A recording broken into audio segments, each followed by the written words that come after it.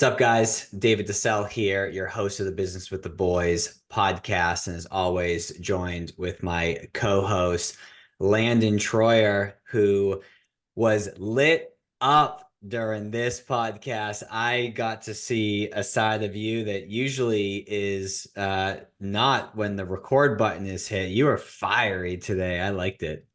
Little passion behind this one. Sorry, Hit but a yeah, nerve. it's something I am truly passionate about for sure.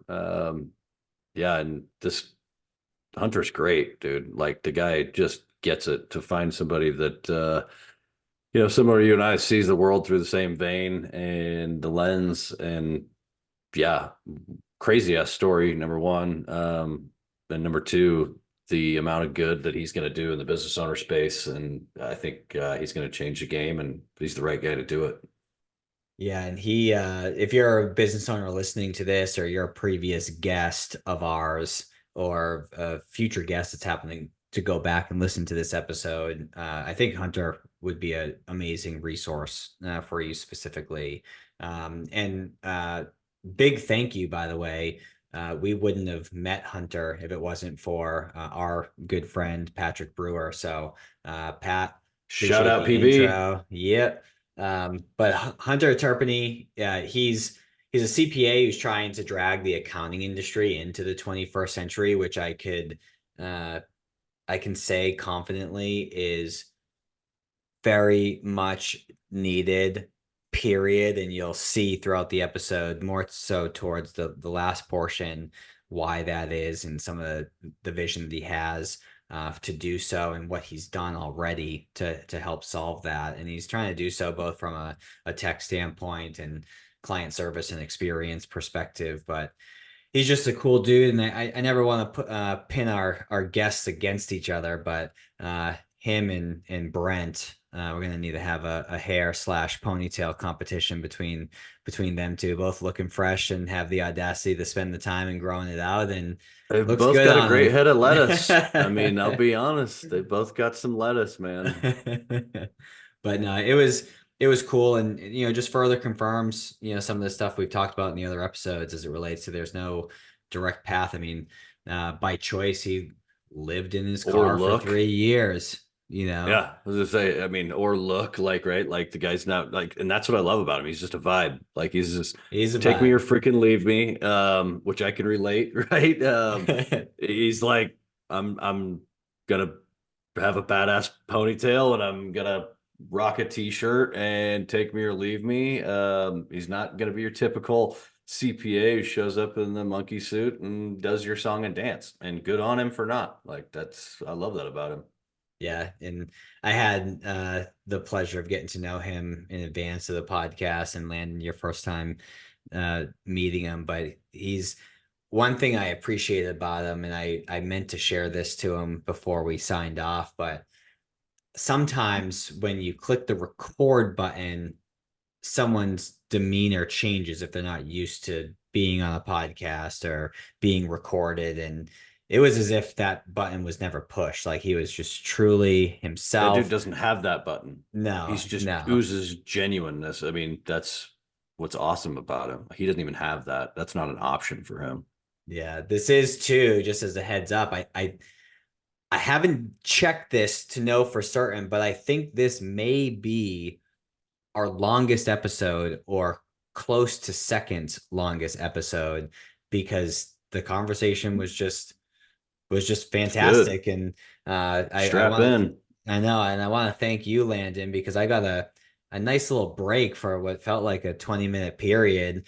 You guys volume back and forth, and I was like, oh, I can breathe, I can take some water, I can hang out for a second. So appreciate you volume Yeah. back and forth on what I'll call passion and maybe a sprinkle of frustration with agreeing with him with the problems that he's solving, but spending some time talking about those problems. So I think Yeah, man, clients deserve the best. They pay us to bring our best every day, to be our best, and to continuing investing in ourselves. And to find somebody who's got that same passion is unique in our industry, as you know, David. I mean, it's a somewhat aging average advisor is over 60 years old, right? Their life is comfy. They're fat cats and they get to kick their feet up. And that pisses me off, frankly. Like, we should want to be the best for our clients every day and bring them good advice and introduce them to badass people that can help them in their situation.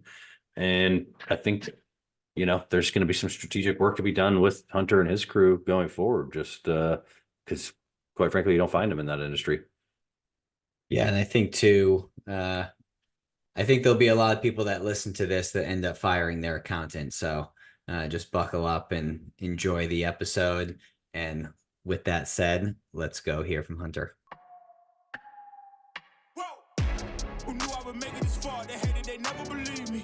Yeah, I would never drop the ball. I know I make it look easy. Yeah, Mayweather with the defense. I don't care what a critic got to say. I got them picking up the pieces. That mean you really playing with your life. I'm about to come and run it all back. Hunter, let's dive right in. I guess I have a bunch of stuff that I want to chat through.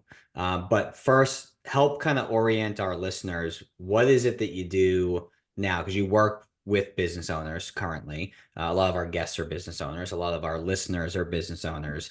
So how do you actually serve business owners currently, just to help set the stage? Yeah, so Hum right now does everything accounting on the business side, from bookkeeping all the way up through fractional CFO services. So bookkeeping, sales tax, payroll, kind of at the lower level, controller level stuff, which we'd consider AR management, AP, payroll, maybe some like complicated inventory management type stuff for our product-based businesses, and then all the way up to fractional CFO services, which would include anything FP&A, financial planning and analysis, model building, projections, budgets, forecasts, scenario analysis. So pretty much anything that a business owner is going to need to help them make better decisions is something that Hum like currently does. Yeah. Nice. And is there like a typical client type of business, be it industry or revenue wise, that you tend Profile. to target? Like what's that? Yeah. What's that profile look like? Yeah, right. We have, over the last 3 years, we kind of had this mass expansion happen from the start of the business. And like, we have almost 100 clients in the last like 2.5 to 3 years. And so we were in this grab whatever we can sprawl, like most business owners are right when they get started. So we've got clients kind of all over the map. We've got a contract trucking business. We've got e-commerce businesses. We've got alternative or functional medicine practices. Like, we've got kind of people all over the place. More recently, we've been kind of starting to standardize some of our practices for e-commerce and service-based businesses. So we have a lot of agency type businesses, and then a lot of e-commerce. There's a lot of softwares that we're getting very comfortable with and getting a lot of experience with by working with e-commerce businesses that are specific to e-commerce, like plugins for Shopify that integrate to QuickBooks, those kind of things. So most recently, yeah, we've been kind of scaling into building really good refined systems for e-commerce. And then same on the kind of service-based side, law firms, agency owners, that kind of stuff. Those are the two verticals that we're really focused on going forward. Gotcha. And I won't name names, obviously on the podcast for confidentiality, but what I can tell you is, and I've shared this with you, is like you work with cool businesses, because you've made a number of introductions to us for the exit planning and value acceleration that we do. And you're like being like, oh yeah, they do this. And I'm like, what? Like, that's cool. Like, I can't wait to talk with them. So you must, I would imagine, just frankly enjoy meeting with the folks that you're meeting with. You're not working with boring businesses.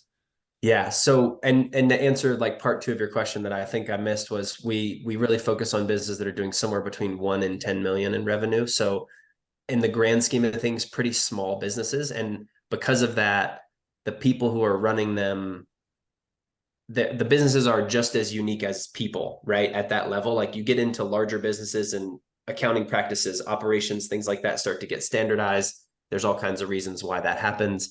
But at that size, we really do end up with these very unique businesses and also unique owners. And something I think, David, we've talked about before is you get this founder type person at this smaller business level who's kind of like maybe a scrappy sales guy who's willing to just do whatever it takes to get a business started and built. And eventually in the growth process of a business, if you're fortunate enough to make it to larger revenue markers, ends up needing to be converted into more of like a CEO type who's really strategic and knows how to delegate and manage teams and people like that.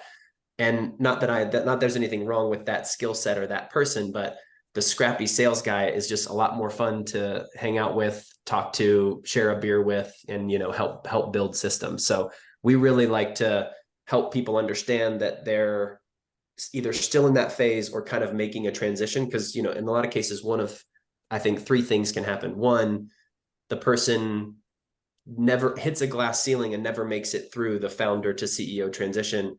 Two, they do the really hard work to build the skills to make that transition themselves. Or three, they kind of beat their ego down and know that it needs to be handed off to someone who has that skill set already. So we try to like identify that for people and then either help them make that transition or figure out what the next step is.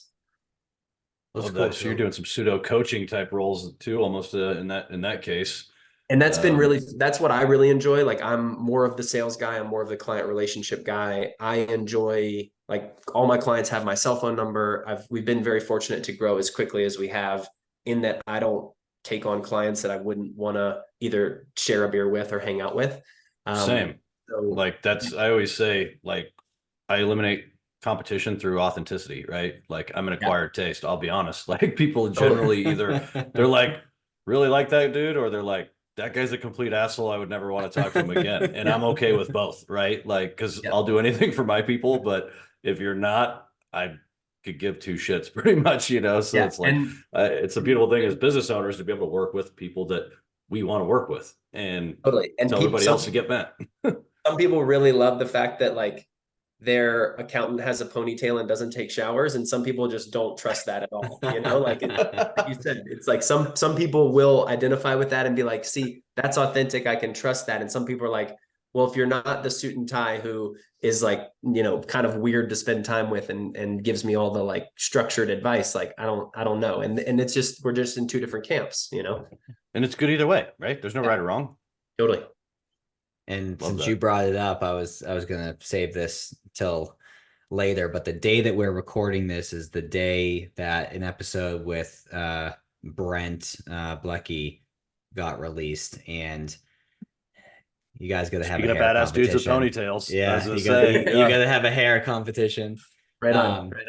But I wanted to start off to orient the folks listening as to what you do. And I'm excited to kind of see Landon's reaction as you walk through your backstory and some of the things that you've experienced and that you've decided to do, decided not to do. And one thing that we've come to realize almost as a certainty in the folks that we've interviewed is there's no direct path to success. A lot of people find themselves doing the things that they're supposed to do, and then they fall off, flat on their face and have to pick themselves up. And other folks have a super shitty upbringing in their childhood and, situations with their folks, and they rise through the ashes, for success.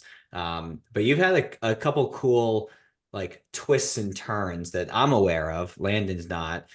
So I guess help us understand, like, where'd you grow up? What was kind of like life like then, and then walk us through a bit of a timeline till where you are. And don't leave out the detours, because those are what we like. I like hearing detours. Yeah. So yeah, right on. So I grew up in a small rural town in Southern Virginia, kind of deep in poor Appalachian America. And it's interesting because, relative to the other people in the community that I grew up in, we were just fine. Like, I wouldn't consider us upper middle class. I wouldn't consider us probably even middle class, but relatively we had more than most of the people that we grew up around. My mom worked at a hospital. My dad worked in local government. He was like the town manager, or like some small communities call it a town administrator. We lived in what's considered like as far as local government goes, considered a weak mayor system. So the mayor is like an elected position that is someone who's retired, who doesn't do much. Whereas like in a big city, you've got a strong mayor system. They're like in charge of running a city, right? So my dad was the appointed official who basically like ran the town. He was also like the town engineer. So we were great. We did well as far as like, you know, we had plenty of resources. We had everything we needed. But the public education system that I went through was pretty awful. The friends that I had whose families, like, it was a very poor rural community. So I got a lot of context about how that side of the world lives growing up there. I went to school at Virginia Tech, not too far away from where I grew up, studied accounting. And well, actually, I don't know if you know this, David, but I started my first 2 years, actually, I was a musical theater major.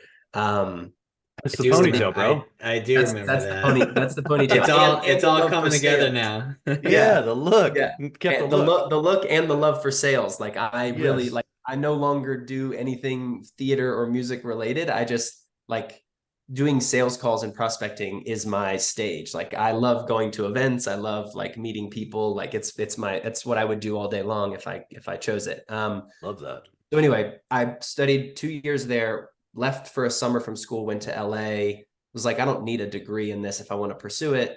Very quickly realized I wanted nothing to do with the entertainment industry, came back to school, switched into business, studied finance. Time out real quick. What was there something there that quickly made you realize that was it just sleazy industry? Was it just like high burn rate? What was it that you were like? I kind of realized very quickly after getting there, like I got a commercial agent. I started going on auditions. I realized that what I enjoyed, like I could, if I wanted to do musical theater or theater in general for the art, I could do community theater in wherever I was, wherever I lived. It was always going to be available to me, but I didn't want to ruin my like kind of love and passion for it by having to make a living out of it. And so kind of sent me into this little bit of a tailspin of what do I want to do? And I decided like studying money was probably the best thing, because no matter what, I was going to have to learn how to make it. And then whatever time I had, like if I got really, really good at it, I could have almost all of my time back to do whatever I wanted with it. And I wouldn't have to be chained to something to produce and make money. And that's kind of where the logic started to go into business and study finance. And it's gone super well for the most part. And I think, you know, we'll get into some of that stuff later in terms of like my work-life balance and ethics and that kind of stuff. But so anyway, went to school at Virginia Tech, graduated, moved to the DC area pretty quickly. Told you guys I went to work for a broker-dealer, AXA Equitable, for a while, which I know you guys are pretty familiar with, and a lot of the financial planning community. The grind. What that was like is what I like to say is I thought I was going to help people, you know, prepare and protect their lives and livelihoods. And I was basically a glorified life insurance salesman. So glorified. Yeah. I don't even know if it's glorified. just by the managers and trainers at AXA. Right? Yes. We're out doing the Lord's work here, you know? Oh yeah. As long as you got your ribbons. Yeah, exactly. Not to bash an entire industry too badly, but anyway, I did that for a little while. Quit pretty quickly. I was also pretty lucky. I was working under another advisor, so I stuck around a little bit longer than some of the other sales guys because I had another advisor kind of training me and also grooming me to take over his practice at some point. Still wasn't for me. Went back home, moved in with my dad, and started washing dishes at a vegetarian restaurant for about 3 months. I was making, because that was actually better than banging on the phone and way better, man. I mean, and you know, as a 20-something-year-old, like working from 9 p.m. until 2 a.m, and then, you know, partying with all the, like, it was classic kind of, you know, service industry restaurant folks. It was a great time and a great thing to do right out of college. I saved up about $800, and then I got in my truck and drove to California. That literally just gives our listeners some perspective of what it's like grinding it out in the world.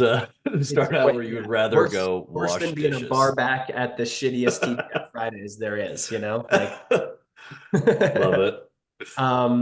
So yeah, saved up, you know, less than $1,000, drove west. I had a 1999 Toyota 4Runner that already had almost 300,000 miles on it. I put a futon mattress and a duffel bag full of clothes in the back, and I just drove to California. And I had already spent a summer there. made some friends, like had a couch to like crash on for a week when I got there, but spent basically like, and kind of like through my education and anything finance or accounting related to the wind, and was like, I'm just going to go see what I can do. I know I don't want to be in the entertainment industry, but Southern California is pretty awesome. I can also live in my car because of how awesome the weather is. So I spent the next like 3 years basically living in the back of my Toyota 4Runner, parking anywhere from Marina Del Rey in Venice. Like I spent a lot of time in Topanga and Malibu, surfing and rock climbing and making friends. And one day I was surfing and met a guy who offered me $100 a day to do manual labor, like on his ranch up in Malibu, kind of like, you know, wealthy guy, wealthy family. And I had probably only had 55 or $60 in my pocket at that time. And I was like, that sounds great. I'll be there tomorrow. Normal manual labor stuff. I was digging post holes. We built chicken coops. He had kind of like a homesteading ranch up in Malibu. After a couple of weeks of that, got to know him and his partner. They were both entrepreneurs. They had both started businesses, started doing just like random admin, bookkeeping type stuff for them. They introduced me to their CPA at the end of the first tax season or year so that I could make sure the books were in line with what he needed to get their partnership and S Corp returns done. He seemed to really like me. And so he was like, I have a bunch of other clients that need very inexpensive, just like good sets of books because they have S Corps. And so he just started handing me business to do. And so I kind of became like a contractor for him and would just, I was charging $100 to $150 a month to do like a bank account categorization and reconciliation in QuickBooks. And that was it. And it was, I was making $1,000 a month to having a handful of clients and still living in my car. And I didn't need any more than that. I had a surf bag and a climbing bag or a surfboard and a climbing bag, and was just living the dream as a 20-year-old.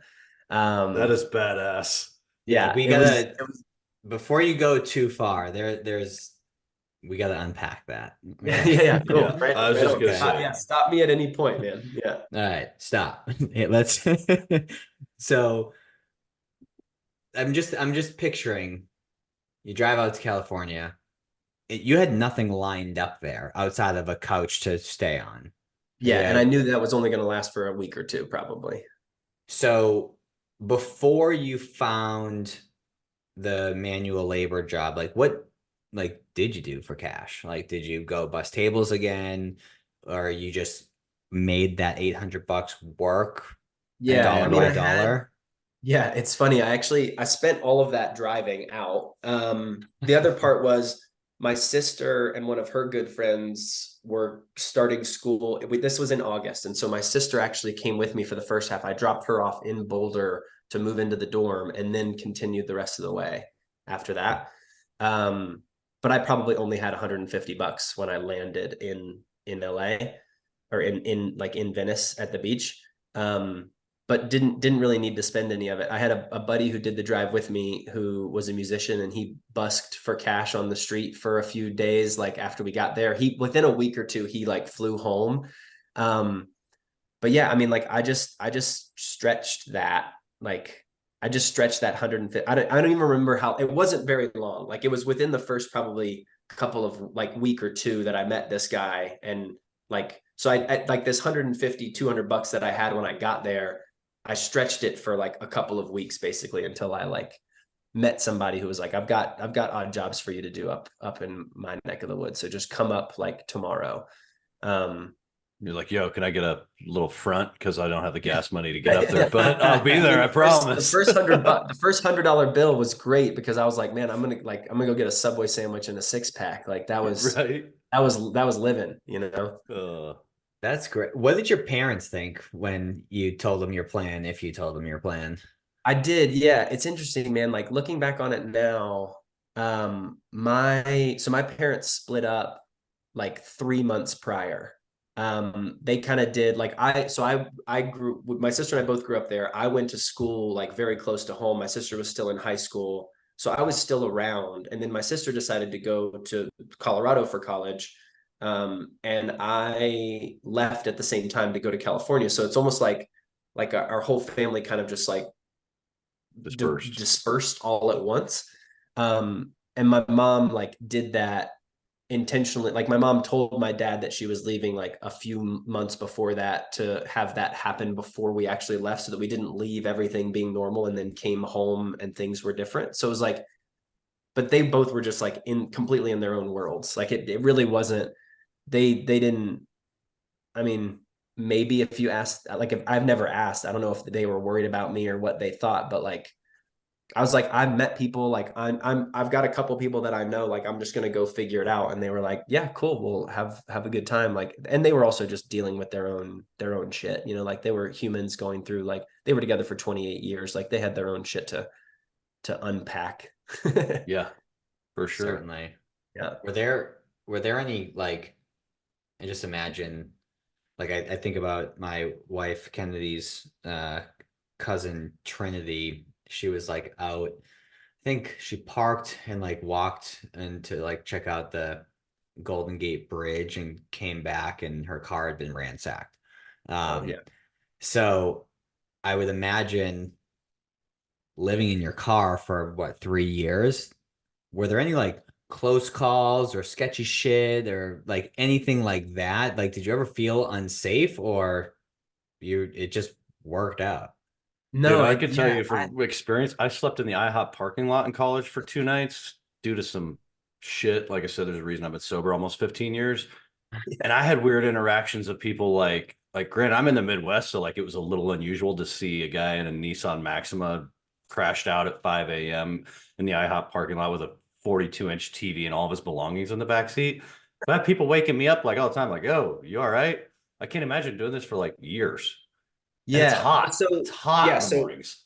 it's not, it's, yeah, I think we could probably spend an entire episode kind of unpacking like how I did it. But there were a handful of periods during that 3 years where I like had friends who would let me stay for a month on a couch or something like that. But like, and also the times that I was just in my car, I wasn't parked like in a parking lot. I was parked like like in a canyon in Malibu, like pulled off the side of the road, where like the number of cars that may pass my empty car or my turned off car might be like 5 in an evening, like in a night. Or like I'd park at like the parking lot entrance to like the state park where I knew I was going to get up and meet a friend and go climbing in the morning or something like that. Like I'm not in the city of Los Angeles parked in like downtown in a parking garage. I gotcha. I was It makes parked more like sense. at the beach or like in a canyon, or like the places that I was going to spend the majority of my time. I was like staying pretty close to those. And You so, weren't yes, rolling down to Skid Row and trying to sleep down there yeah, with I mean, the the first homies that night. probably the first few weeks were definitely the most sketchy because I was like in Venice, like, you know, Venice's homeless population is fucking crazy. Like I haven't been there even during the daytime when like, you know, God and everybody's watching, like, and the police are out, like it's a whole thing. So but I definitely like found the places to go that made me comfortable. I would like roll, you know, beach towels up in my windows so nobody could come like knock and look in. Like I had it, it was I had it figured out to where it felt good and comfortable for me. And also I at feel some like I have point, a little bit of a feeling of this because I follow this guy on Instagram that's like he just dicks with these bums on with drones. And yeah, they do kind of the same shit, and that's in Colorado. So I feel like I could relate a little bit with the windows. They do that shit all the time. It's awesome. Like, good for yeah, you for learning this. I'm yeah. I mean, intrigued. it just took some time to get comfortable. Also, there were a couple of periods like it wasn't every single night I slept in my car for 3 full years. Like I was also at one point I was trying to launch and start an app. So I would drive up to San Francisco, and I had a buddy who lived in his car who parked in the climbing gym parking lot in Berkeley. And so we'd park our cars next to each other and go to the local bar, climb all day long, and then like just sleep in the car, and then we could walk to the grocery store. So like And where was the capital going to come from to start this app? that's We'd what I get was going to San two Francisco bros to try living to out of their like. car. I was going up there to try to like meet people and like raise money to start an app, but like nobody's going to give me. Obviously, nobody did give me any money. But yeah, and then like I had a girlfriend for quite a while too, and like, you know, weekends and stuff when she wasn't working, like I'd stay at her place on the weekends. Like She didn't want to I stay at had yours. it. Say what? She didn't want to stay at yours. Yeah, I mean we did every now and then, like, but we'd go on like long climbing trips and stuff. We'd like drive up into the Eastern Sierras and stay in the truck for a couple of days, but like it was nice to have a shower and a real bed, you know? Was there so I think I'm trying to put myself in your shoes during this experience, which honestly, like the balls that you have to go out and do something like that. Like I know we've Steel. made light of this and Yeah. you joking around, but like that's fucking legit that you have the audacity to just pick up and go Jump. and not be afraid of the judgment of others. I mean, you know, you go from college, your boys are all probably getting like legit jobs, and here you are Consulting living this, in yeah. your car. So I guess my question is, in all the interactions that I have with you, you are very upbeat, energetic, positive in the way that you hold yourself. Were you like that for 3 years while you were doing that? Or was there ever moments where doubt crept in, or you started to, you know, get depressed because you were kind of by yourself in the car or at night in silence? Like, what was the mental side of things like over that 3 year period? Yeah, great question, man. So making the decision to, I'll separate it, I think, into two different pieces. The decision to do it, and then the actually being out there and doing it. The decision to, it's I feel when I look back on it, there was no hesitation. It was, and I just did, I just did it. It was like I had a calling that I couldn't even describe, but there was no hesitation, Completely not at peace really, with it. yeah, like not even that much fear. Totally made peace with it and just knew that it was going to go well. Like I don't think of myself as a very religious person. I'm pretty spiritual, but like I have a pretty strong sense of my spirituality and am very like in tune with my own intuition and feel like a pretty like empathetic person. And like I just had to do it. And like as soon as I made the decision, there was no other option of like, oh, like I didn't get out there and then like, man, like should I get a job? Like should I walk into Bank of America and like become a teller? Like I've got a finance degree, like or like that never happened. Well, And you kind of then burned the boats when you left with only $800, right? Like you don't have the yeah, like resources to get I didn't have a back. suit. Yeah, like I couldn't Yeah. walk in anywhere. Yeah. Good on you, Yeah. man.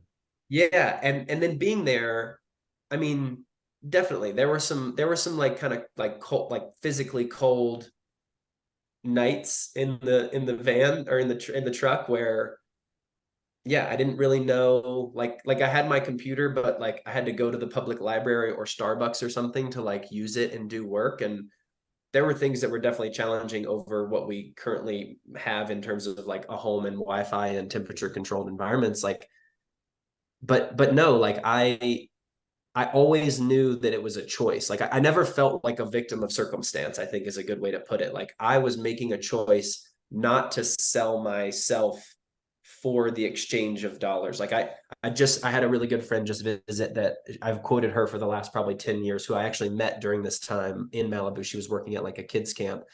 And the quote that she says is that being poor is a calling. And I think that that's super fascinating to think about because essentially what you're saying is that like you're okay being subject to what life is going to present to you, whereas some people can't stomach that and will do things for money that may go against their like moral or ethical code. They may do all kinds of things just to get money so that they have choice. And if you don't do that, you really are like just like the less money you have, the less choice you have, the less ability you have to make decisions and have honestly have free will. Which we don't need to go down that rabbit hole. That's another podcast. But yeah, it was always a choice that I was making to put myself in that situation so that I'd have the freedom to make friends, to go rock climbing, to surf, to I live was in going a to way say, I that I mean, never lived. it's got to be almost completely freeing. I think it should be the opposite. Yeah, sure, you might get lonely and shit, right? But like you're Totally. consciously making this decision to live this lifestyle, full well knowing that you have the skill set and the ability to go back into the quote unquote corporate world or earning a dollar It was world, going to be right? there. Yeah, like Yeah, it's it's always always going to there. be there. It's always there for any of us. Like that's why I hate, everybody, yes, they're environments, okay, that maybe are a little more conducive to, you know, living a quote unquote poor lifestyle. But at the end of the day, it's all bullshit. We all have the ability to climb out of whatever hole we're in. It's a mindset over matter deal, right? Like Yeah. you want to do it, just go do it. Create whatever, especially in today's world. Like Yeah. there's no excuses. Yeah. And I knew that I wanted to be in Southern California. And I knew that what I was going to have to do to afford to live a normal, with air quotes, lifestyle in Southern California was not something I was willing to do. And I was like, so this is the only path. This is the only path to be here, to experience this culture, this lifestyle, this place without working 60 hours. The freedom. Just to cover making a rent payment and the most expensive groceries you've ever paid for. Like, yeah, makes sense. Yeah. When you were doing the manual labor, what was like, did you bring up like, hey, my hands are sore, do you have anything in the office? Or did they say, hey, we also have this work? Like, how did it go from the you dig manual one labor? hell of a post hole? I think maybe you'd make a good bookkeeper. Yeah, like how does that, where does the synchrony come in there? Yeah, I mean, I just very quickly built like really solid, authentic relationships with this guy and his partner. And we had we had great relationships, and they didn't know what they didn't have or needed.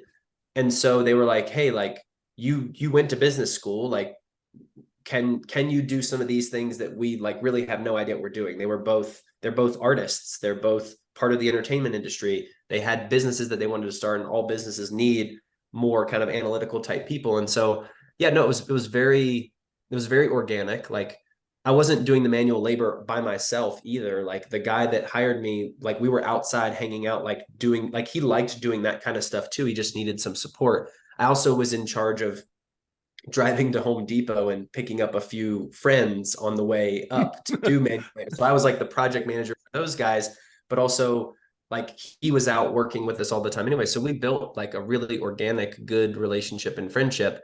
And through that, him telling me about like what he was building, because he was super jazzed and excited about this project he was working on. And I was like, dude, that sounds awesome. I'd love to help if that's something that you guys, and in the beginning, it was very little money that he could afford to pay me. And so I was still doing manual labor a couple days a week and doing some other stuff. And then like over time, I became more valuable to them and started showing them what I could do and help with. And it eventually transitioned to where I didn't need to be doing manual labor anymore. And there weren't that many projects either. Like I got lucky and found him at a time that he was just doing a bunch of stuff. Like we were every 2 days, we were going to Home Depot and buying hundreds of dollars worth of lumber and stuff. And, you know, we rebuilt a fence around a 3-acre property and built a chicken coop and did a bunch of other stuff. But it was like, that stuff also wasn't constant, you know. He didn't want to go down the app route. He didn't like your app idea. He did not want to go down the app route. Yeah. The app came later when I thought I was like, okay, now I'm more of a business person again. Like I've got an idea that I want to see where it goes. But how did it transition from essentially doing contract work for the CPA that started sending you folks to do bookkeeping to, and there's probably multiple steps between then and what you're doing now, but what was that next step?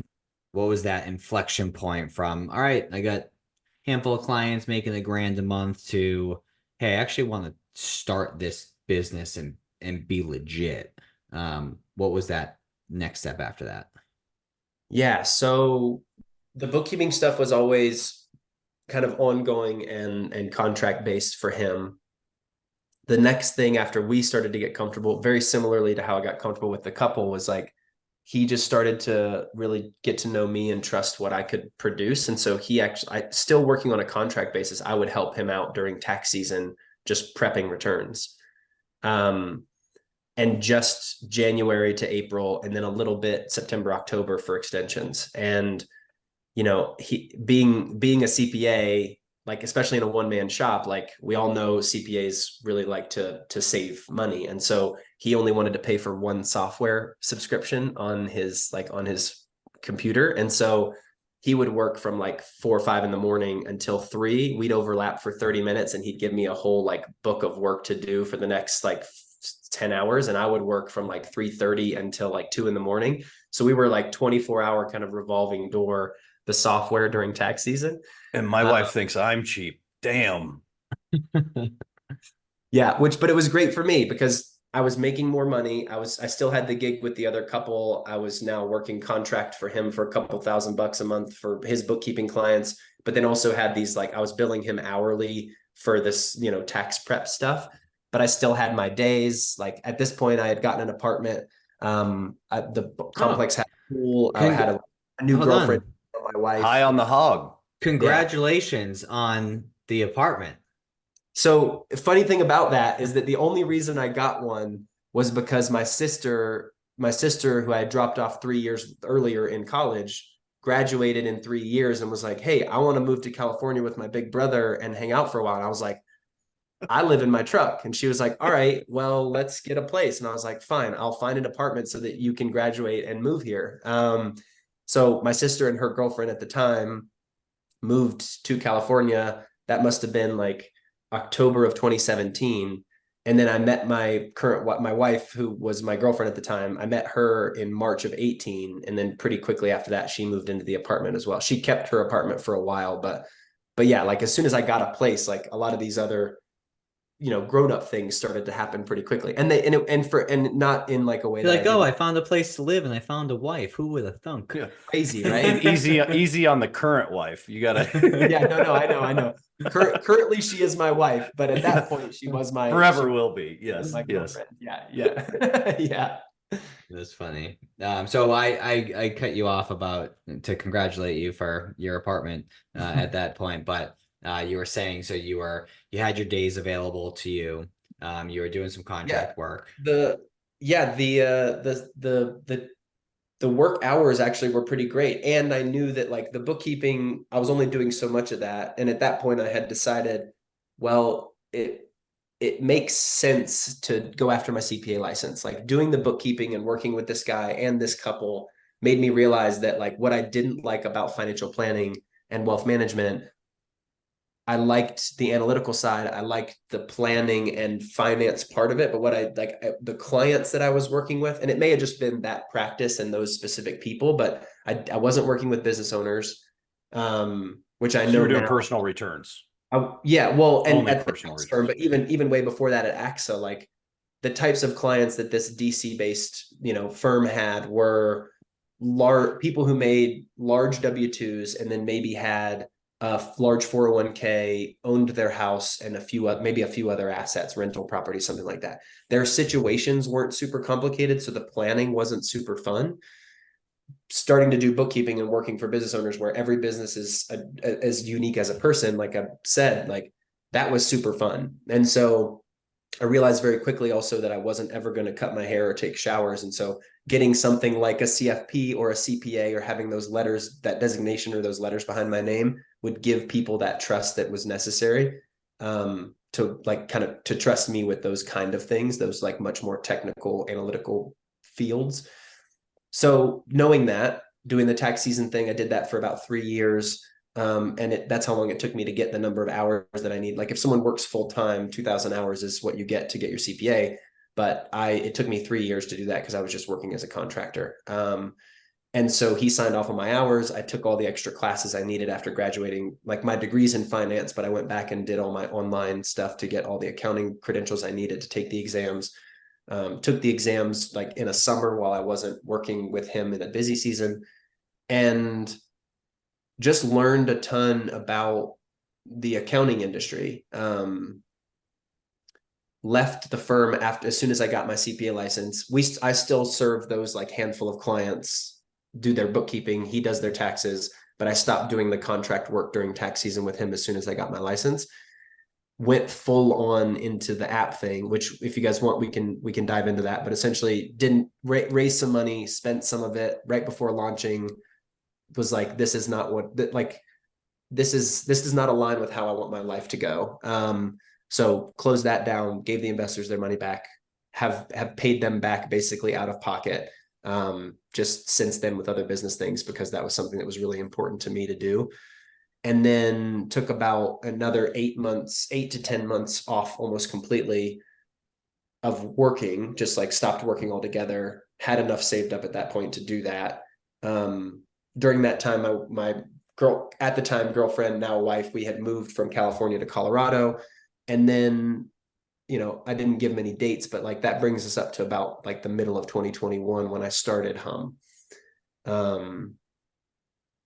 Anything you guys want me to go back on there Yeah. before? Yeah, Yeah. cool. So It was a good place to stop before, yeah. I had a similar scenario when I was sort of call it down and out, where I was digging holes as well, and it was like this setup. I won't give details because there was family involved. I don't want to throw people under the bus, but someone that I was close with had a contract with a telecommunications company, so cell phone towers, and they had this nationwide project where they were installing backup generators powered by big ass propane tanks, and there needed to be a trench dug a certain amount of feet away from the equipment to, you know, be up to code. So they had all different people at all different stages of the project. So when I was down and out, when I was in between being an advisor and getting into consulting, I was digging holes, and it was basically like an endless list of holes that could be dug. And it was $750 for a hole. Sometimes it would take an hour. Sometimes it would take 6 hours, but it was $750 for a hole.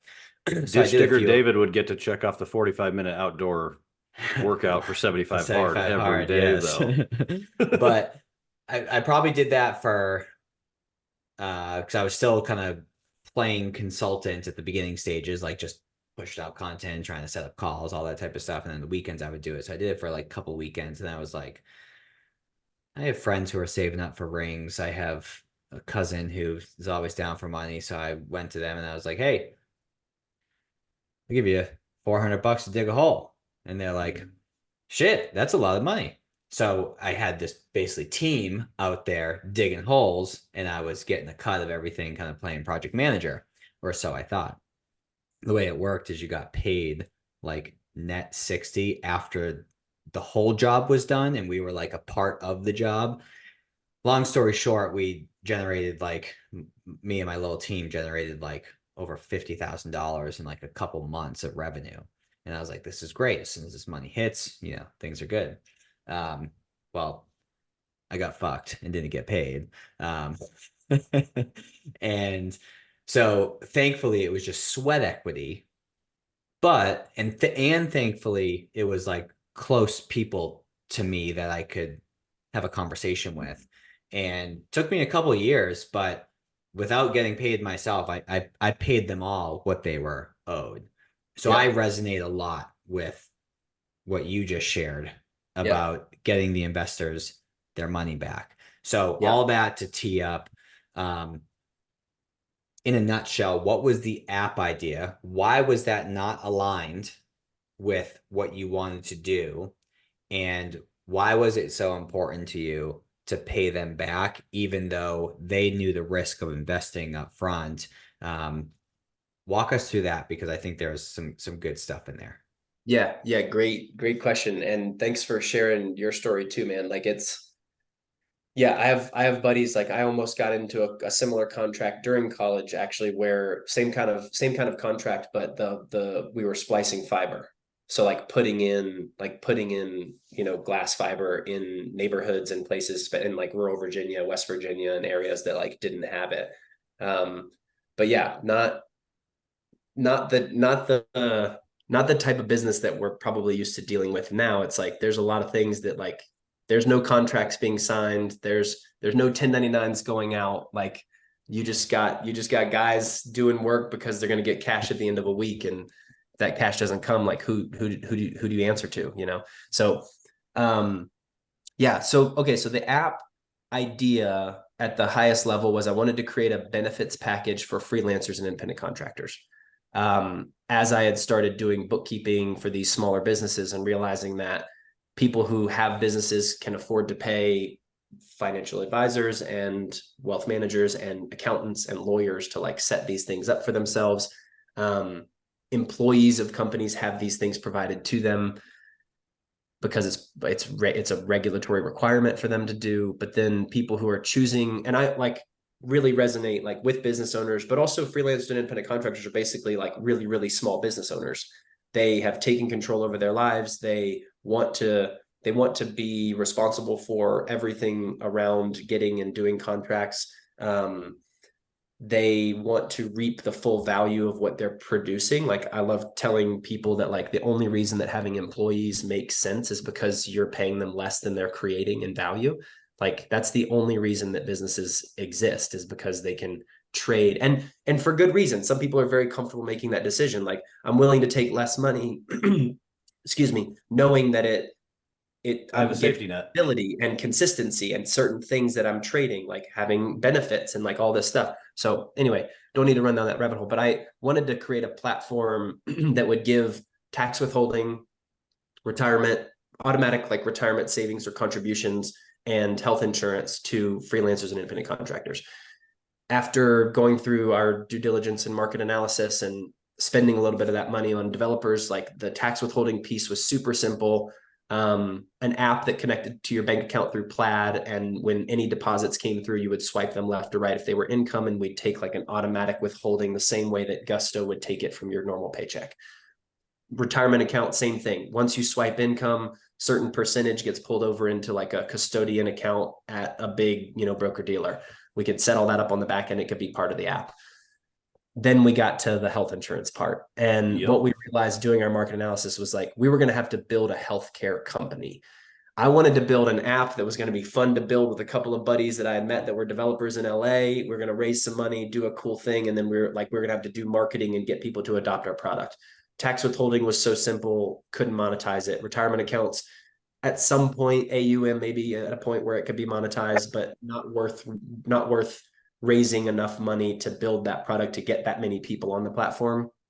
We could monetize the health insurance stuff, but man, we just came to the real, like me and I had two other founders, and me and those two guys came to the point right before launching the product that like it was just going to be a dogfight, and for who knew how long, right? Like 10 years maybe. And at the idea that eventually we'll have this large like payoff.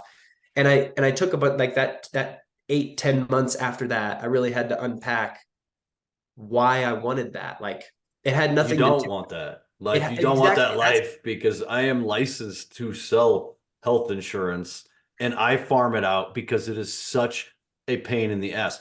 Yep. Our health insurance system, hospital system, all of it is so completely fucked that it's an absolute nightmare. The simple fact that you would love to be able to do it, and that is a brilliant app and business idea, mind you. I will 1000% endorse that as someone who is a small business owner myself.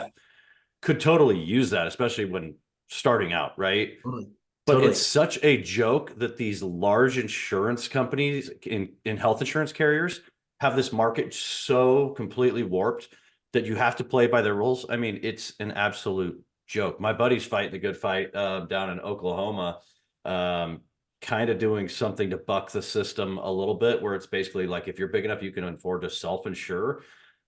Their app and their web-based, service basically is like, it's trying to incentivize these employees of these self-insured groups to basically go out and force the hospitals or the caregivers to give you a price on something, because an MRI could be $500 at one clinic and turn around and it's 3,000 at the next, right? Well, obviously, if you're self-insured, you want to incentivize your employees to go do a little research to see where it makes sense in your area to go do these services. But it's a joke. Like that whole system, I want to burn it down. Like I want to burn it down and let capitalism run in there and be like, all right, look, if you're a badass doc, go on, charge whatever the hell you're worth, right? Like it sucks. And I'm obviously not the man to solve it, but maybe in your next life, Hunter, that's what you need to do. Because if you can solve it, there's $1 billion pot of gold at the end of it. Totally. Yeah. Well, and a couple of things. Like one, we had done the market research. Like we went very far down the rabbit hole to the point where the reason that companies, like company plans, can get set up pretty inexpensively and effectively, because of everyone works for the same company. Everybody has the same, like a lot of times it can be underwritten based on occupation. And so like a lot of people in a company have all the same job descriptions.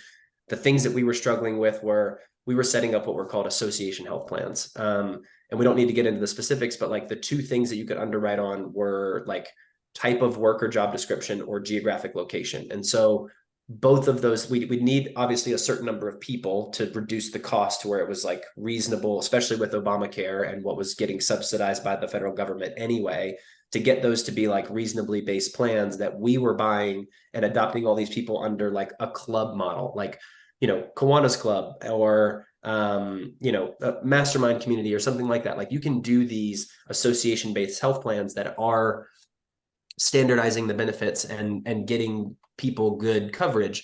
Yeah, I've done it for clients who are dentists, right? Through like the dental association. Like Totally. there's people out there that do that. Like it's a Totally. good play to make. Yeah. And it just, you know, that market research and what the uphill battle that we were going to have against like the industry that exists, like you were saying. And then the other side was like, we all three of us like already had pretty good lifestyles. Like I spent the 8 years before that, sure, living in my truck, but like building a life for myself that I could continue like focusing on lifestyle, time, the amount of time and energy I got to spend with my wife. Like we had built amazing lives for ourselves, and we were going to get rid of all of that and become slaves to our own business, but still to a business, like to investors, to the market, to like things that I was not willing to have like control over me. And so you were going to go to an 80-hour grind.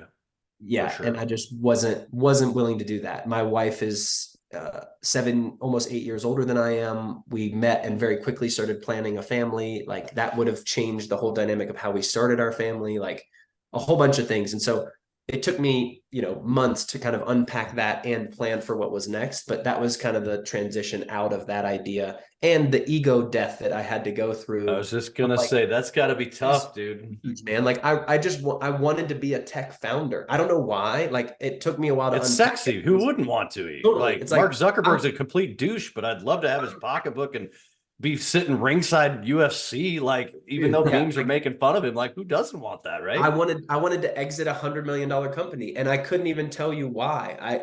It wasn't because of what I was going to spend that money on. I just wanted it. And so it took me a while to like unpack all of that and then get to the next thing, you know. I think you always got the one-up card though on your wife though, right? Like I gave up my dream for you, honey. Like that's the message we need to take away here, Hunter, is that you got that in your pocket. Like that's a hell of a dude to like, hey, years and years I sought this out, I was put it into play, but for you and our family, honey, I laid it all down. She knows way better than that. She knows she's the one who saved me from that horrible life. Yeah, she's way smarter than that. Little wordplay there, and I want to hit on though, and maybe we'll do another a different type of podcast to learn more about your ego death and how you went through that process. But as far as the investors, I'm sure there was nothing like contractual where it's like, hey, whether this works out or not, we're getting our money back. That's not how an investment works. So what was that conversation? Because there's folks that are listening to this that are either seeking outside capital, have outside capital, and they're finding themselves or may find themselves in a situation like this, and they by no means have to pay back their investors, but you decided to do that. So I'm curious to know, like, what was that initial conversation like with them, and why was it so important to you to make them whole when technically you didn't have to do it? Yeah. The initial conversation, well, first off, I realized another part of the shutdown process and choice to walk away was raising money. I'll never raise money again. I'll never start something that I can't either self-fund, maybe fund through debt. Like I wouldn't have any problem like not giving the bank their money back. If something like that were to happen, like that's not going to bother me. But these were individual people who like saw something in me, trusted in you, and trusted me to see something through. And like I don't think I ever would have been able to shake that if I didn't like make that. Like it really wasn't even like a should I do this or should I not? It was just like, okay, cool. Like I made a promise to somebody, they invested and trusted in me in a way that no one else ever has before. And so while I can't see through what they trusted me to do, I can at least make them whole again and preserve that relationship that I've built. Not because I'm going to raise money again in the future, but just because that's like, if I ever invest in other people, I'm not going to expect them to do that same thing. But it's just a like a kind of temperament personality thing. Like, It's in your moral fiber. Like that's just what yeah, you do. it was just important to do. Like I Yeah. I needed to do it, or else I probably never would have shaken the feeling of not having done it. Like I've had a buddy, like, you know, long before the app, I had a buddy give me $5,000 for something small that I was excited about. And it probably took me, you know, 8 years to even give him $5,000 back, but I still did it. And he was like, dude, like I knew what risks I was taking, like no big deal. And it was like, hey, I don't care whether you want it or not. Like I'll put it in a fucking envelope and mail it to you. Like it's just, it just had to happen. Like I sleep now because of it, you know, like. Amen. It's a non-negotiable. Yeah. I wonder what it would be, and I'm obviously joking when I say this, but if you borrowed 10 million and it didn't work out, if you'd still pay him back. I might always think that I was going to. And like well, that's a great point to bring up. I think that like I never put myself, the other side of that is like I never put myself in a difficult situation to pay them back. I only did it when I could afford to do it. Dude, I can totally relate. Like it's I probably still got 20K of that that I still owe. Like it's not fully paid back. And this was, you know, going on 5 years ago now. So like I'm not putting myself into a situation like I will finish the last 20K of what I owe. I've already paid back a ton, but I'm not going to put myself or my family or my current business in a situation that creates a negative impact of doing that payback. It's just going to sit with me until I can do it. Yeah, I can relate to that. I mean, I remember watching my mom like years ago, man, when my dad, you know, after his went to Mayo and had his surgery and his treatments. I mean, we're talking dad owned a small welding shop. Mom was an administrative assistant, still is a sexy word for a secretary, right? Like it wasn't an abundance of excess cash flow in the household. And I remember things were tough. And when you're looking at, I don't know if it was quite a mill, but it was significant amount of, right, like costs and surgeries and everything else. And I remember her saying, look, I'm at least going to make a $10 a month payment on this every single month. Like, that's just what you do. Right. So like, that's why this loan forgiveness shit, like all this conversation shit drives me nuts, because I watched my mom, who could have just said, you know what, like legitimately had a legitimate excuse to pack it in. Was like, you know, I'm gonna make whatever payment I can. Right. Yep. Like that's the respectable play. That's the moral ground I wish everybody in this country took. So kudos to you and props to you for doing it. Thank you, man. Yeah, and yeah, like exactly what you said. Like it's the version of a human that I want to portray, and It's what you'd want your kids to do, right? Yeah, and, like, and I have kids too. Like these are the kind of things that like we don't teach our kids by telling them things. We teach our kids by modeling. Like they pick up on things that we do, not things that we say. And yeah, like not only kids, but like my peers, my wife, my parents, my in-laws, like there's a version of me that I really want to communicate to the world. And doing that was a huge part of communicating that, whether it was easy or not. Like I think, you know, you often have to be the version of yourself that you truly want to be. In a lot of cases, you have to do the hard thing, not the easy thing. I love that. I mean, I could already just tell, you know, just from me, I mean, you've got your set of morals you stand on. And I mean, whether it's, dude, I don't give a shit if I'm living on $10 a month, I'm doing it on my terms. Like that's a stance you took, right? Like I'm not going to sell my soul to anybody or any corporation. That's badass. Like I'm not going to sleep until I get debts paid back. Like, yeah, props to you, man. That's Thanks, man. great And doing. you know, the other side of that is that I've been, you know, I also have been super fortunate. I don't like the word lucky, because I think luck, what do they say? Like luck is preparation meets opportunity, right? So like I've put a lot of work into building these personality traits, these like this moral and ethical code, like these things that are really important to me. But I also am fortunate in the fact that like for some reason those things were important. And I don't blame people who don't have those things for not having the circumstances or opportunities to explore those parts of themselves. They just have never gone there. It's like, I don't think that people who don't live the way that I do are inherently bad. I just think they've never had the opportunity. They've never been presented with the opportunity to learn those skills or do those types of things. Some people, sure, they've been presented with the opportunity and made the wrong choice, no doubt. But I think most people, they've just kind of like, you know, they've been in a different kind of mode or met with different circumstances or situations. And, you know, I like to talk a lot about the way your path is laid out. And I have always challenged that. A lot of times some of those things make sense and you add them back in, but I've like all of the things that were chosen for me or for anyone, I've like stripped those out and then added back in the ones that actually serve me in my like goals and desires. Yeah, I think that's a big takeaway for anybody listening. Like, and my man David would tell you, like, I've had some stuff happen as of late, including like this podcast stuff that I've kind of questioned of whether or not I've been deserving of it. And he actually kind of, and my beautiful bride kind of slapped me in the face with some reality and like, dude, like, you've been doing a lot of good shit and pouring into people for a long time and never expecting or asking anything in return. And after hearing them kind of say that, it's like, there's a hell of a lot of truth to that. Like we said, I mean, first it was kind of like, man, why am I so lucky? What I do to deserve this? And it's like, it's literally